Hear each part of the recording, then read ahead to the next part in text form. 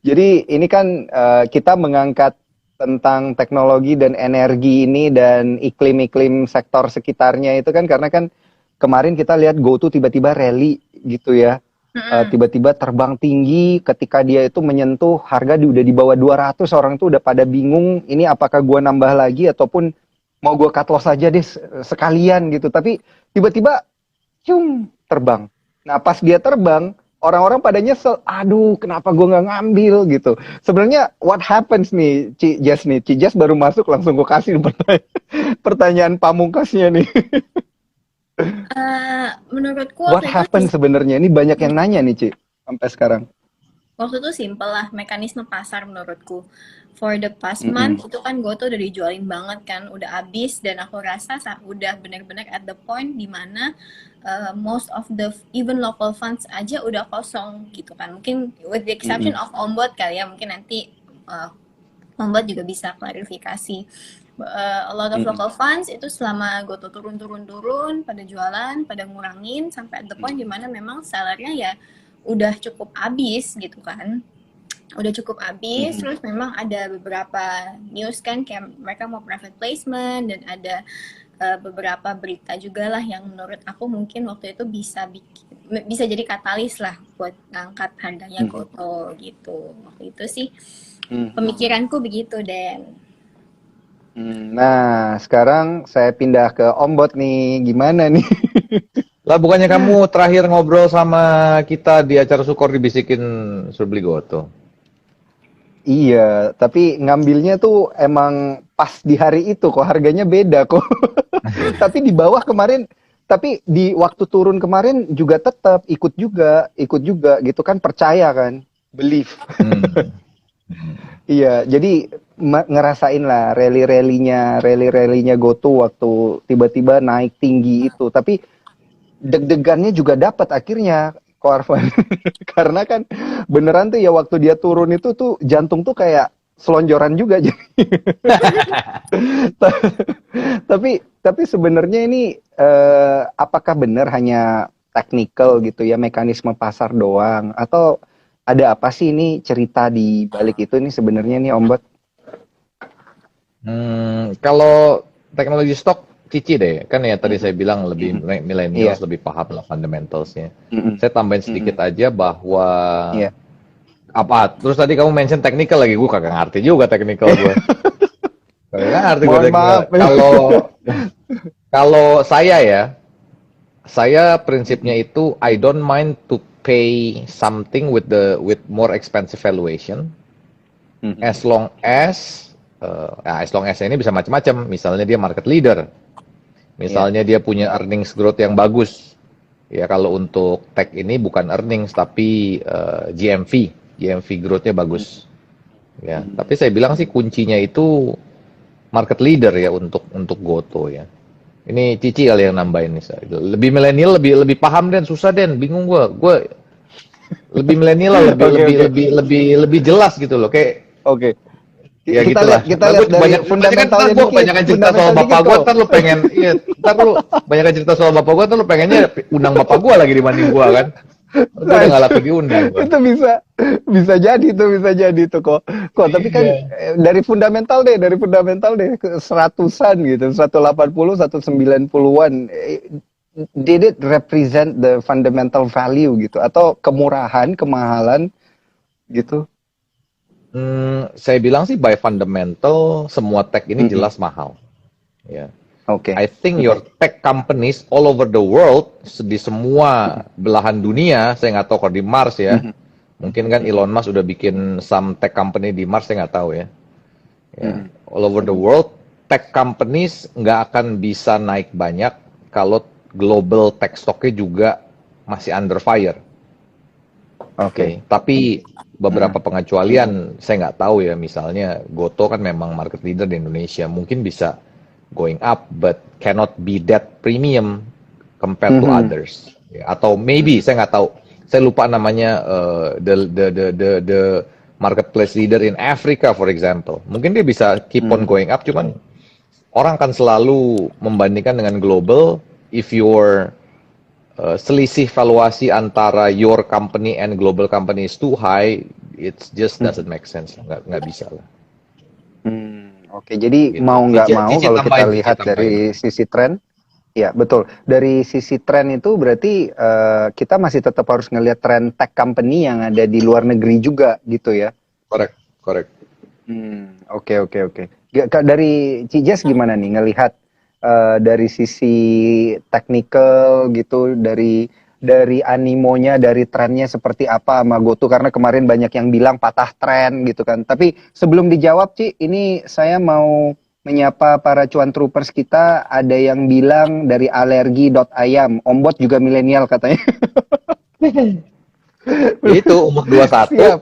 sekarang saya umur 21, mengaku sudah manajemen 20 tahun, berarti manajemen di umur setahun berarti kan. Berarti mana yang bohong? Oke, siap.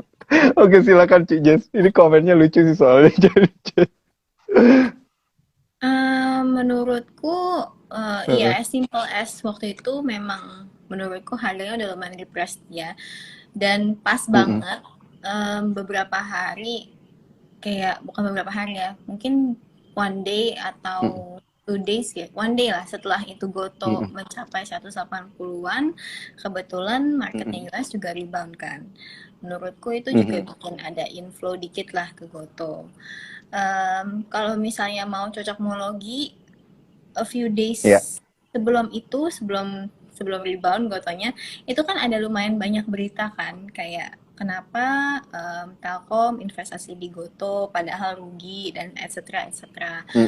Tadi aku berpikir itu juga bisa lumayan jadi berita sih, news flow buat ngangkat harga Gotonya. Jadi menurutku itu one of the reasons lah, some of the reasons kenapa Gotonya bisa rebound waktu harga 180 itu. Gitu.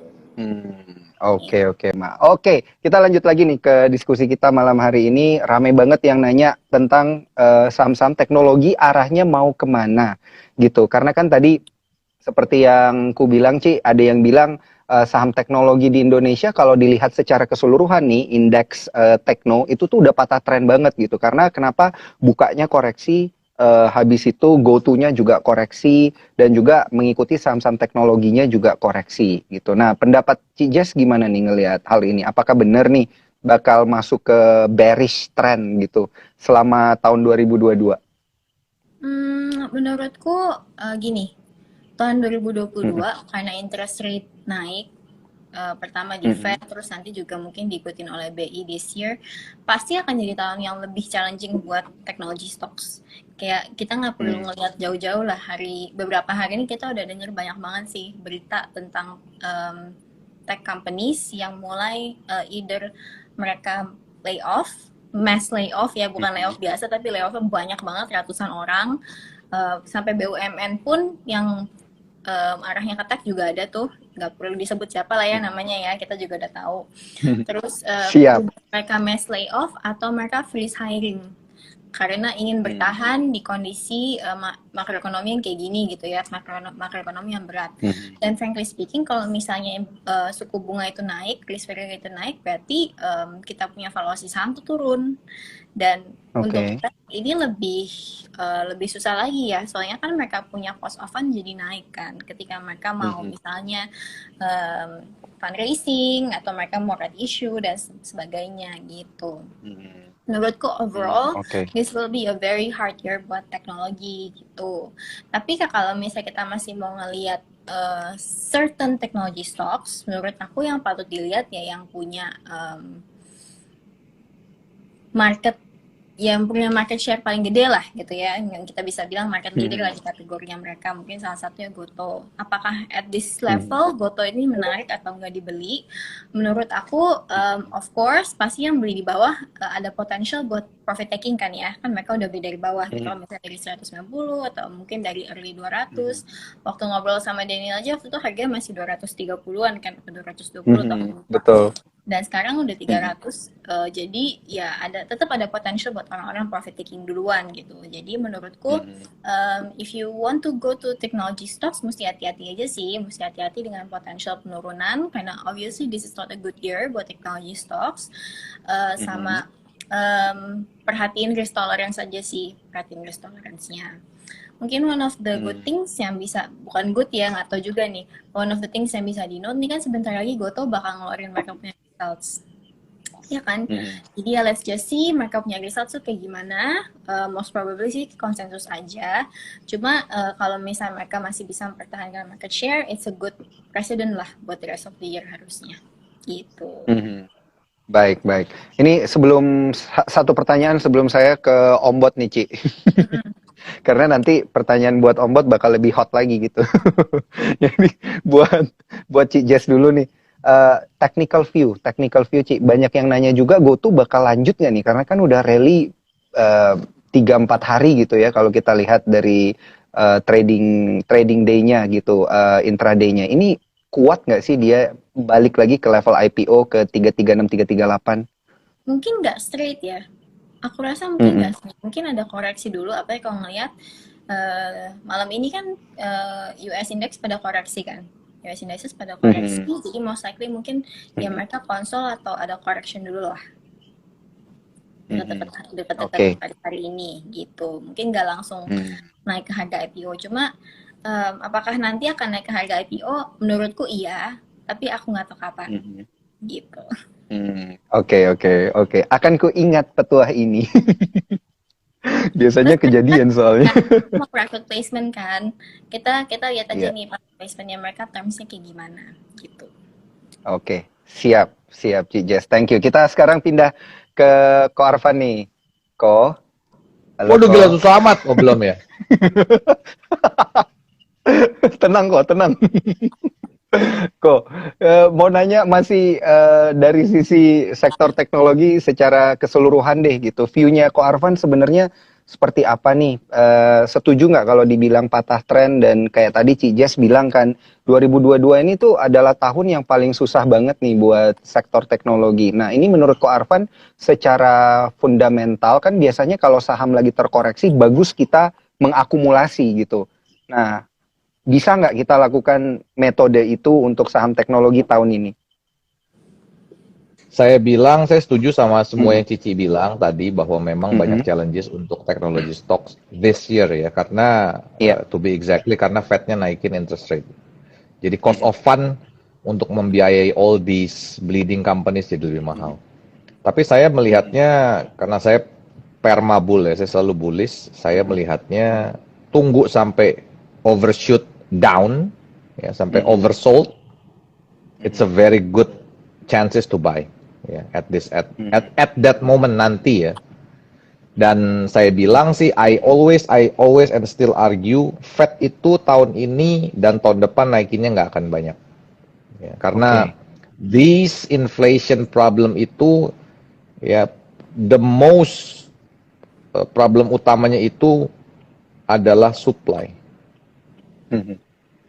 Jadi sebenarnya paling benar itu mesti perbaikin supply side.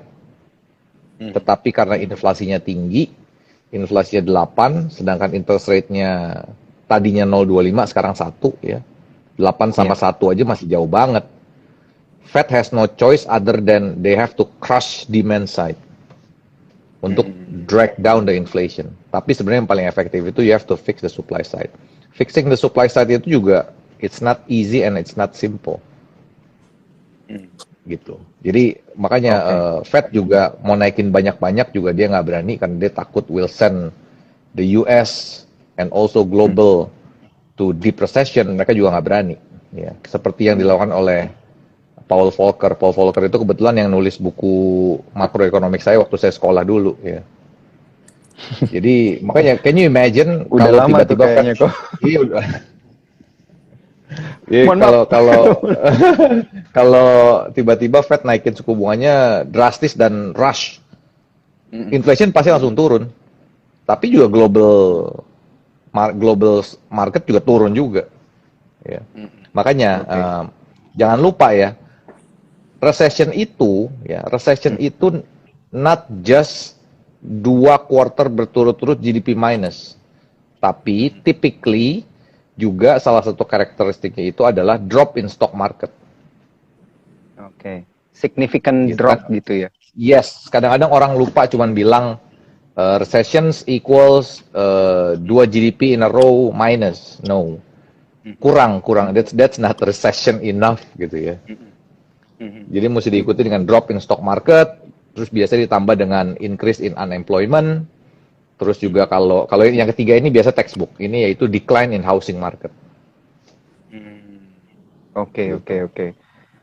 Nah, ini bakal kejadian juga nggak nih di Indonesia gitu terkait dengan apa kecenderungan itu gitu kok kan ada ciri-cirinya tadi udah disebutin beberapa gitu. Nah, kalau nanti risiko itu kayaknya lebih banyak bakal kejadian di luar, Indo bakal gitu juga nggak nih?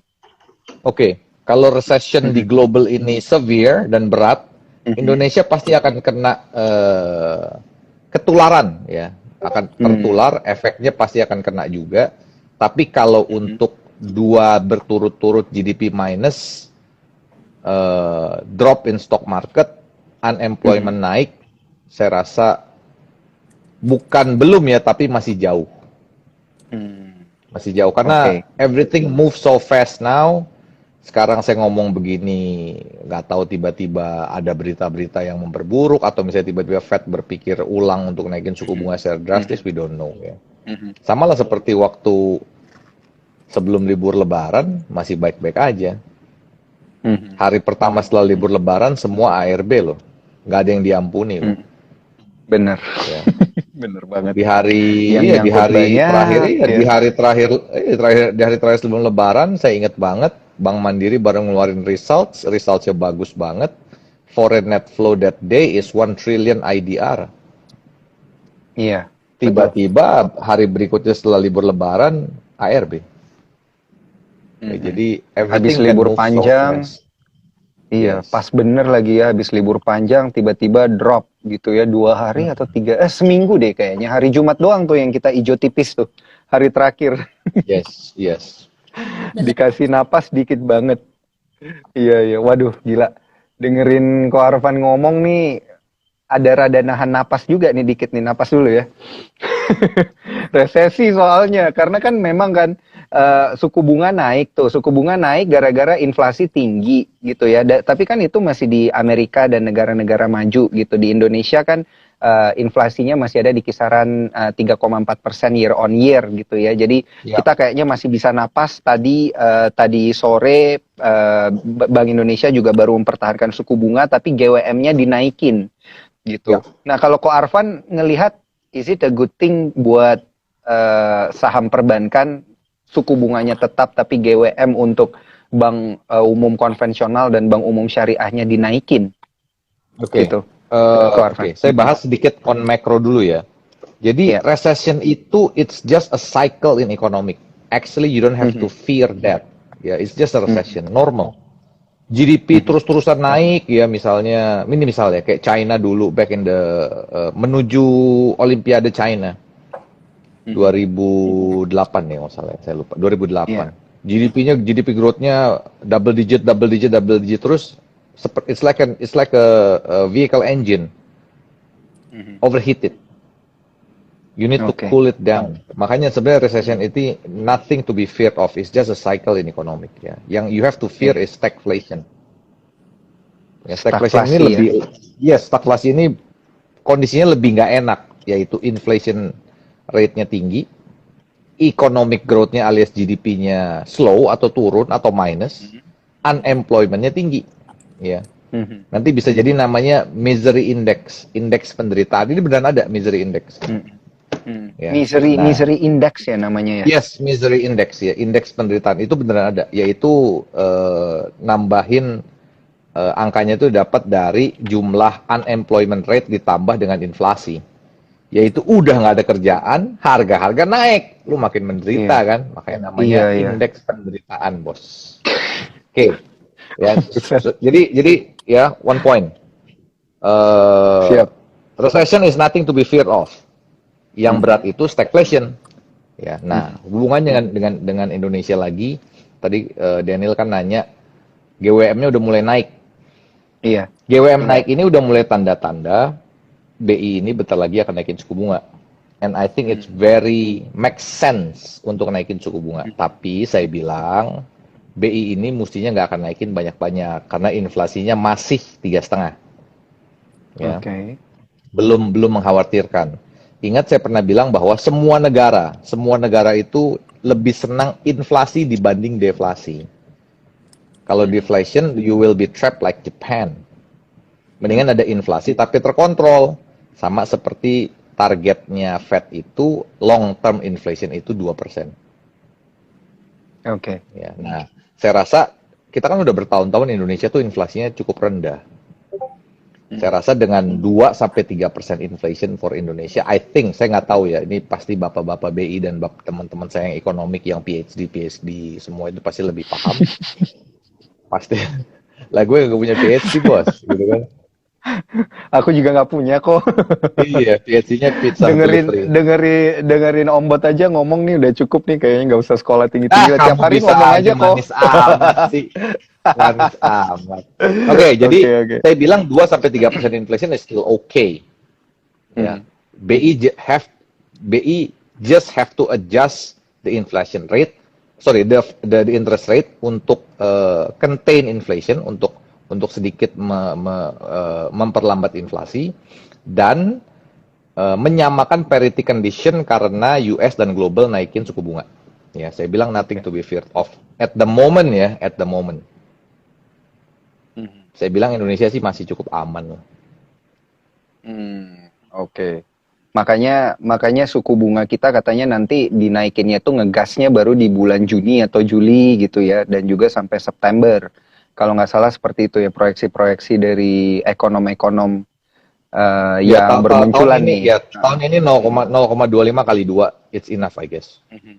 Tadi siang juga ada statement dari salah satu gubernur Fed yang bilang bahwa maybe di bulan September atau November saya lupa Fed. September. Nggak ada Fed meeting di November. September itu Fed might need a break in increasing rate. Ya, saat itu ada yang bercanda, iyalah lu udah nggak perlu naikin suku bunga, at that time ekonominya udah berantakan. Dia bilang gitu. Dinaikin lagi nggak bakal selesai apa-apa. Udah hancur dong ekonominya. Jadi kalau kita bilang sih, I still argue Fed itu nggak perlu naikin sebanyak itu. Saya bilang. Oke. Fed naikin ke level sekarang aja nih, teknologi di Amerika kan udah porak-poranda nih kayaknya nih kok. Betul. Tesla kita lihat kayaknya udah koreksi 50% gitu ya. Indonesia juga ikut-ikutan kan latahnya. Iya, it's a good. Saya bilang sih it's a good opportunity to buy later. Nanti setelah udah oversold, udah banyak turun, saya bilang it's a good time to buy ya. Oke, berarti momentum kemarin saham teknologi ada Buka sama GoTo tuh koreksi dalam-dalam itu, Ombot lihatnya gimana? Itu udah oversold enough level-level segitu atau ya maybe it can be a little bit oversold atau gimana tuh Ombot? Specifically on GoTo saya bilang oversold. Saya setuju sama Cici karena memang liquidity-nya basically udah diserap semua ya. 15% udah dimakan green shoe. Iya. Saya rasa udah nggak banyak lagi. Oke. Kalau dari pesaingnya, rekanannya Bukalapak gimana tuh kok ngelihatnya? Aduh, Bukalapak Cici aja deh. Soal saya personalnya saya nggak kurang suka. Oke, siap. Langsung saya tanyain ke Ci Jess gimana, Ci? Bukalapak. Nggak tahu ya, aku kalau Bukalapak jujur aku kurang serap. Karena satu, mereka bukan market leader kan. Terus mereka punya profit datangnya dari keuntungan investasi yang dicatatkan gitu kan. Jadi menurutku it's not organic growth-nya mereka gitu. Ya let's see lah, mereka kan emang fokusnya katanya mau dibuka mitra kan. Jujur kalau menurut aku juga nggak tahu ya, aku kurang yakin sih sama Bukalapak punya story. Cuma kalau misalnya orang ada yang suka, why not gitu. Maybe it's just not for. Tapi mungkin nambahin sedikit poinnya Daniel ya mengenai saham teknologi yang udah rally banyak banget gitu kan di US sekarang. Menurutku mungkin bukan semata-mata salahnya The Fed juga ya. Menurutku waktu itu emang sahamnya udah naiknya terlalu tinggi aja gitu. Waktu itu emang udah kemahalan aja gitu loh. Jadi ya sekarang kalau koreksi ya wajar gitu kan. Apakah sekarang koreksinya harganya udah fair value apa belum? Nah itu kan yang kita sebagai investor harusnya kita cari tahu kan. Buat kita itu Iya. harganya fair value atau enggak. Nah dari situlah kita baru bisa ngeliat kan, oke, kira mana nih yang cocok buat kita invest gitu. Sama kayak di Indonesia juga, kalau misalnya saham-saham teknologi yang pada udah naik tinggi terus rontok gitu kan ya. Nah di situ mungkin kan kita bisa lihat kan, oh sebenarnya nih kalau misalnya udah turun-turun kayak gini, mana sih yang layaknya diinvest gitu kan, mana sih yang layaknya kita beli. Ini kan sebenarnya kayak kalau mau di ngomong kayak saham consumer aja dulu kan, Den, kayak waktu tahun 2017, 2016, 2018 itu kan kayak Unilever sampai Goban gitu kan, terus kayak HMSP sampai 4.000, dan sekarang kan harganya kan turun banyak.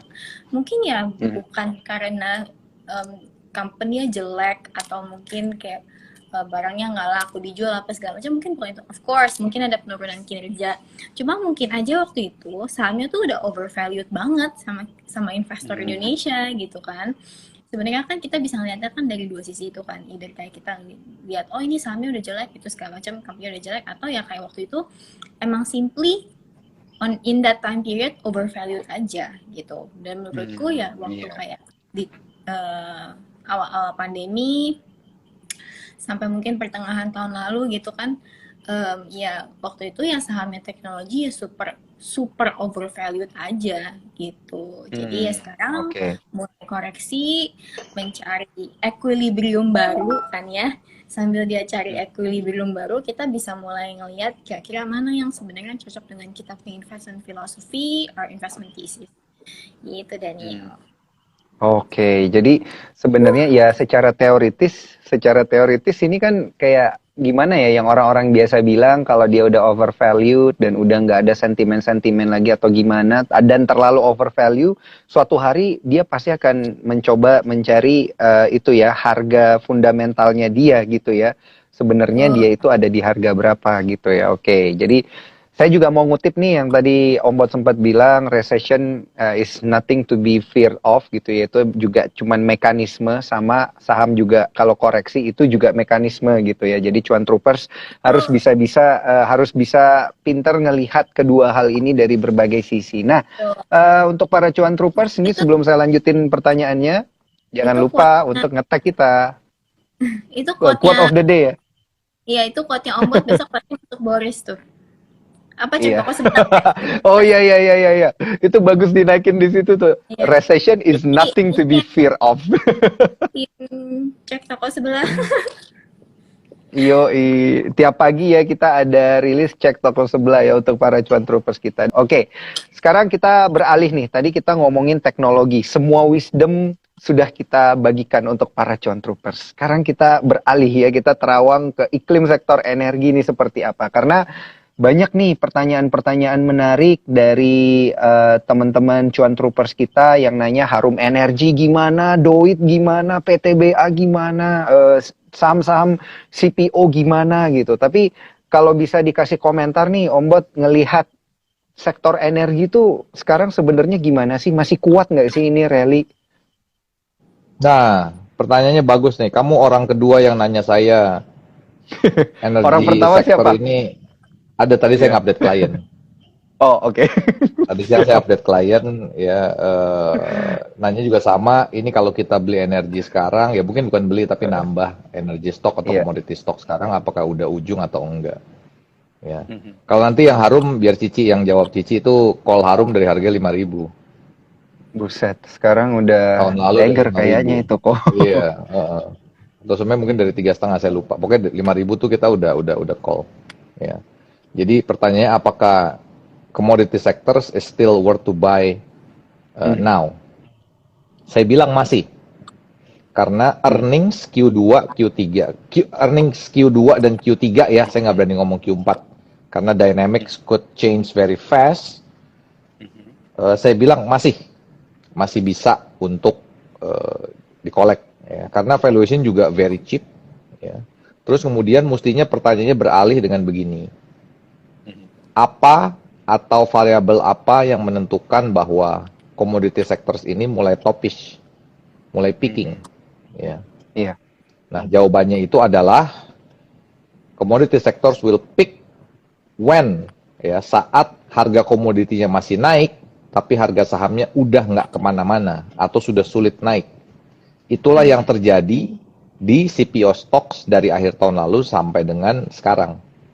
Iya. Saat itu CPO price-nya masih naik, masih melaju tinggi, tapi stock price-nya udah nggak bisa kemana-mana. That means it's topish. Ya, makanya kemudian CPO price-nya dari 7 ribuan sekarang turun ke 6 ribuan.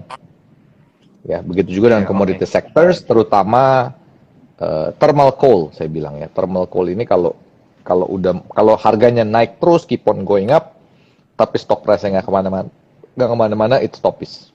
Ya. Terus on nickel itu sebenarnya quite simple. Demand will exceed supply.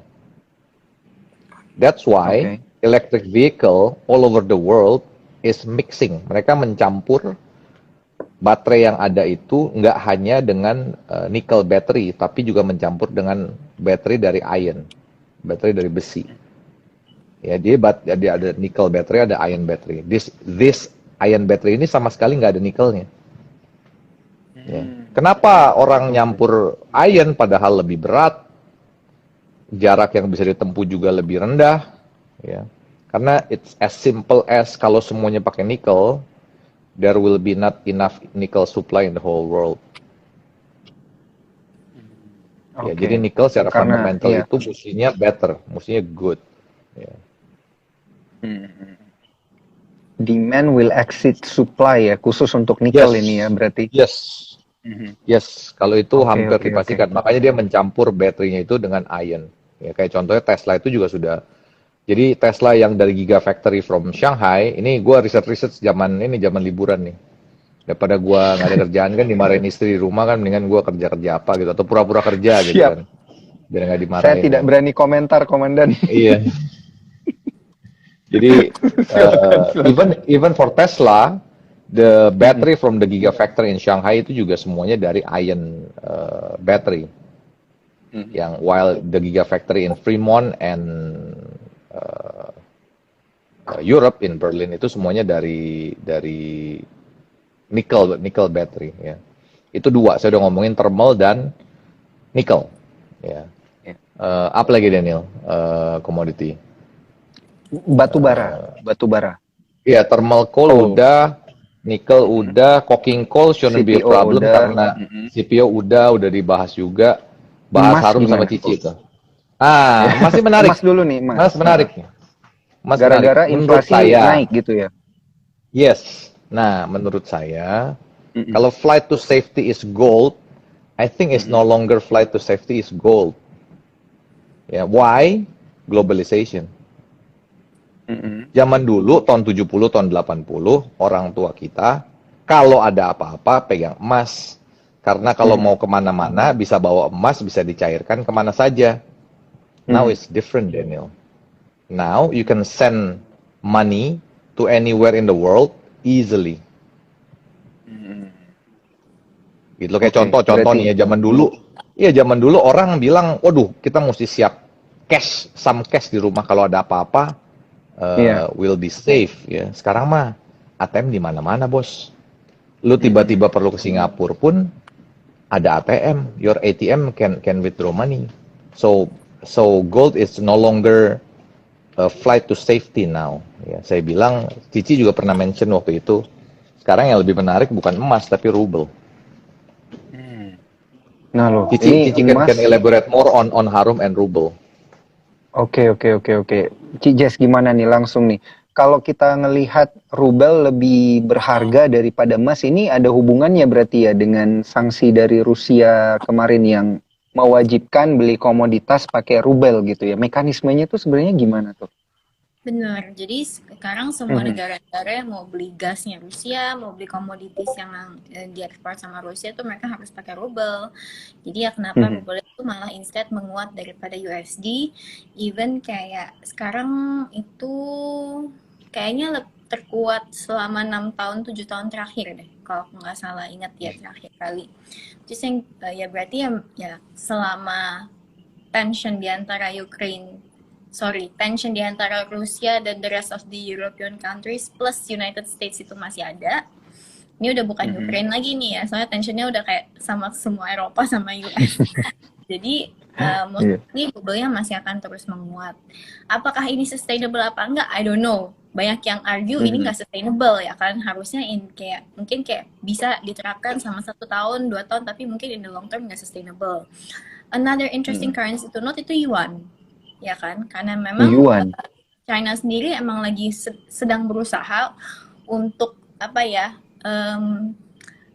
menyaingi dominasi USD lah di global markets. Jadi sebenarnya di antara beberapa currencies ini yang menarik yaitu yuan sama ruble. Ngomong harum, kalau harum sih menurutku very interesting ya. So far kita lihat ASP mereka bagus, results juga.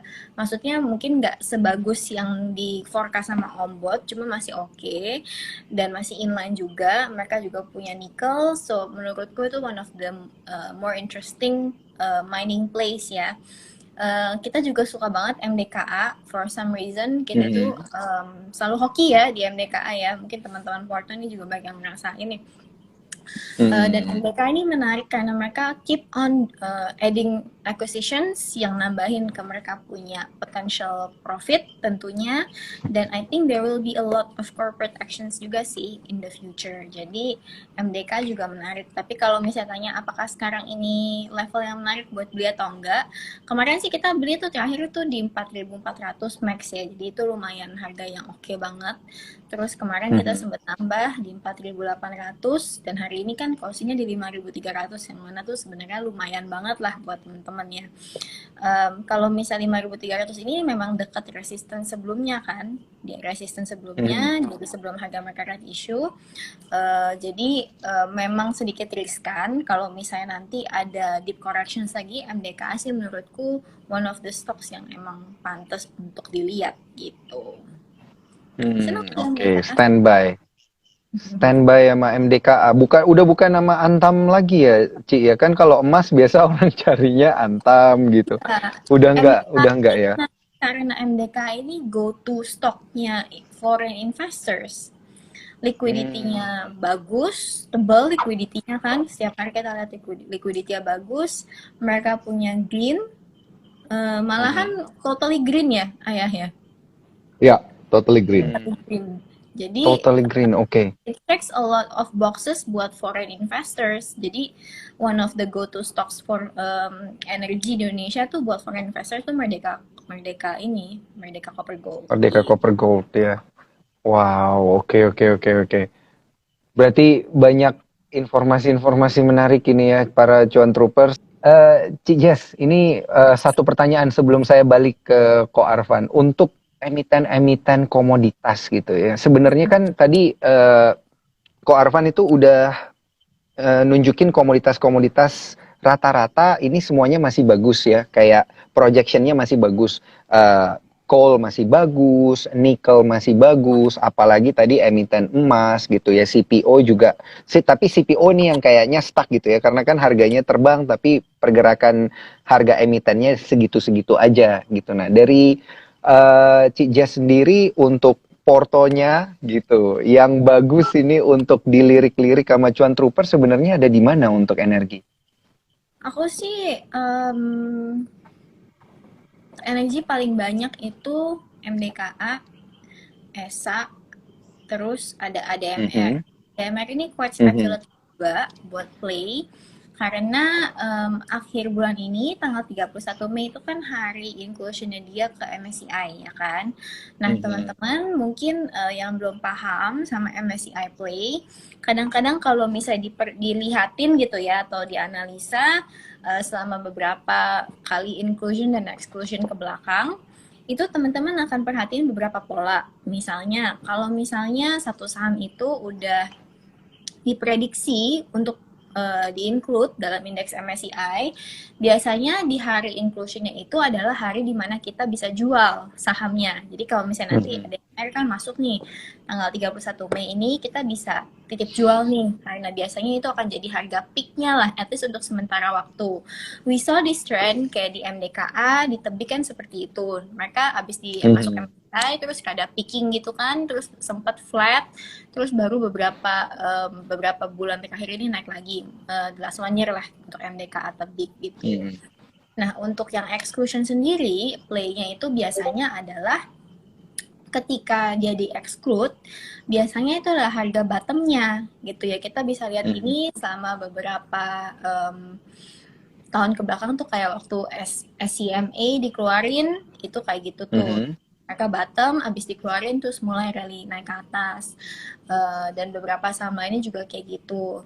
Untuk kayak Arto kan juga sempat kita lihat kan, Arto itu waktu habis dari MSCI itu udah peak. Nah itu waktu itu pas banget juga Om Bot bilang hari masuk MSCI Arto harus dijual gitu, dan terbukti abis dari MSCI Artonya turun terus gitu kan, selain juga of course karena tren sektor teknologi yang nggak oke. Jadi teman-teman bisa manfaatin MSCI Play juga tuh untuk ADMR gitu. Oke. Banyak nih. Tadi yang di-exclude ada tambahan nih, Ci. INTP ya kan, yang di-exclude-nya 31 Mei kan INTP.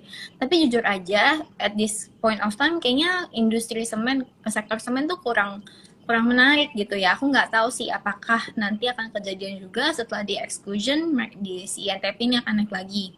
Perlu dicatat juga INTP ini exclusion tapi dia turun kelas gitu ya. Dia masuknya ke MSCI yang small caps gitu. Jadi mungkin efeknya nggak akan sebesar biasanya. Ya harusnya outflow-nya juga cukup gede sih, tapi mungkin nggak sebesar biasanya gitu. Jadi buat INTP aku kurang yakin sih kalau misalnya habis exclusion dia bakal rally gitu. Tapi kalau untuk ADMR play-nya bisa lihat MSCI play-nya gitu. Oke, dan mungkin untuk lebih detail terkait dengan pembahasan stock pick ini bisa juga dengan mendownload aplikasi porto.id gitu ya, Ci ya. Kita bisa dapat banyak detail fundamental, technical gitu ya, Om Bot ya. Jangan-jangan rahasia technicalnya ada di sana semua. Oh iya, siap. Udah download porto.id. Udah download lewat website. Itu saya kaya, selain Porto juga saya kaya besok mau ada event. Kebetulan saya lagi nih yang ngemeng nih. Nanti saya bahas satu. The $1 million question. Where is the bottom? Nah, iya. Jadi nggak bakal dibahas di sini dong, kok. Nggak bisa. Besok khusus untuk saya kaya spesial. Oke, jam berapa nih kok? Ini banyak yang udah nanya-nanya. CEO saya kaya, saya kan bukan saya kaya saya. Oke, besok, saya mau ikut juga, Ci. Boleh dong, besok webinarnya jam 7. Bisa daftar di link yang ada di IG story-nya saya kaya. Terus teman-teman bisa memanfaatkan juga karena kita tuh setiap kali ada IG Live, setiap kali ada webinar tuh kita selalu ada promo, guys. Dan besok itu ada salah satu promo paling gedenya saya kaya, bonusnya paling gede, dan aku yakin mungkin di semua uppertime juga nggak ada yang bonusnya segede gini. Jadi teman-teman pantengin ya, especially yang mau beli KISI Equity Fund, karena besok promonya KISI Equity Fund gitu. Dan siap, mumpung masih ada duit lebih ya. Yang pada mau subscribe nih pasti berharap lusa koreksi dalam nih supaya dapat NAV murah. Siap. Pasti ada duit lebih deh, kan besok baru gajian. Iya, KISI Equity Fund ya, Ci ya, berarti ya. Saya kan udah download saya kaya tuh. Kemarin udah beli arahan Ci Jess itu belinya Sukor Stable Fund gitu kan. Yeah. Udah beli pakai saya kaya, nanti tambah KISI Equity Fund ya. Siap. KISI Equity Fund buat yang seneng reksadana yang agresif itu di manage sama Om Bot. Jadi wah, mantap. Cakep performance-nya. Oke, berarti produknya dibeli dulu, nanti cerita di balik itu dengerin di acara besok ya, porto.id bareng saya kaya.id gitu. Habis webinar, nanti ada kode promonya yang teman-teman bisa pakai buat bonus reksadana yang generous banget. Gitu. Berarti setelah webinar baru dibeli ya, jangan lupa ya para cuan troopers ini. Jadi investasinya bisa beragam. Jangan lupa jam 7 ya? Iya, jam 7. Link daftarnya ada di IG-nya Instagram saya kaya. Atau ini aku juga ketik deh di sini biar teman-teman bisa. supaya langsung saya klik nih yang ada love-nya ya. Jangan lupa teman-teman bisa tuh ya lewat bit.ly Jaga Porto. Siap. Belinya setelah webinar supaya dapat kode promo. Mantap. Betul. Itu yang kita butuhkan, Ki Jas. Terima kasih. Oke, ini balik ke Ko Arfan nih, ke pertanyaan selanjutnya. Ko Arfan, saya mau coba gabungin antara kenaikan suku bunga, kalau di Indonesia kan kenaikan GWM gitu ya, dan kita sedang menantikan kenaikan suku bunga. Kita gabungin dikit dengan teknologi, berarti kan ada perbankan digital di sana. Nasibnya gimana nih dari Om Bot nih ngelihat perbankan digital kita? Ada Arto, ada BBYB, ini kan dari kemarin juga, dari semenjak habis lebaran itu, waduh itu nggak dikasih napas, ARB gitu. Ini view-nya gimana nih? Sama ya Daniel ya, yaitu saat suku bunga naik, yaitu your cost of fund naik. Ya. All these digital banks, earnings-nya masih negatif. Ya, PPOP-nya juga masih negatif ya. Jadi your cost of funding semakin mahal, orang-orang untuk membiayai digital banks dan all these tech stock yang masih minus itu makin mahal. Ya, tapi saya bilang ke depannya in longer term kita suka dengan tech stock, terutama digital bank digital ya. Specifically tadi ada yang nanya juga BBYB, saya bantu jawab sedikit ya. Saya bilang, ya, imagine yourself a very rich person, or you have a very big VC, venture capital. Eventually, if you want to invest in digital banks, ya, mustinya kamu mau cari digital banks yang sudah lumayan jadi, atau sudah lumayan jalan, atau sudah ada users. Salah satunya itu BBYB. Cuman valuationnya berapa, it depends on every investor calculation ya. Jadi saya bilang, BBYB, Arto ya, BBYB Arto ya yang kelihatan jelas usersnya ada, nggak mungkin akan turun-turun terus karena eventually at certain level ya orang akan bilang ini udah pantas untuk dibeli because it's just cheaper than the equilibrium. Ya. Oke. Cuman memang khusus again, untuk tahun BBYB ini belum ya? favorable. Yes, BBYB dan Arto ya. Cuman memang tahun ini belum favorable untuk tech stock ya, karena increasing cost of fund memang berat. Oke. Kalau satu lagi BBHI gimana nih yang kemarin baru bikin acara mengundang artis Korea? Nah itu Gimana? Daniel, digital bank is as simple. Sama Pokoknya aja semua ya? itu jangan dibikin rumit lah, seperti hubungan lah, seperti hubungan kamu pacaran atau suami istri itu jangan dibuat rumit, yang simple aja ya. Siap. Digital banks juga begitu. Let's just make it simple ya. Satu, digital banknya udah punya apps belum? Udah, kalau belum punya, bye bye. Kalau udah punya, oke, good. Usersnya udah berapa? Usersnya udah berapa juta? How they acquire the users? After they acquire users, your next steps is how to channel all these third party fund. Makanya seperti BBYB, your game is not acquiring users anymore, yaitu mesti men-channel all these third party funding, ya, third party money ini, uang-uang yang nabung di BBYB ini mau di-channel kemana sehingga sehingga bisa men-generate net interest income, net interest marginnya bagus. Ya, it's yet to be proven this year.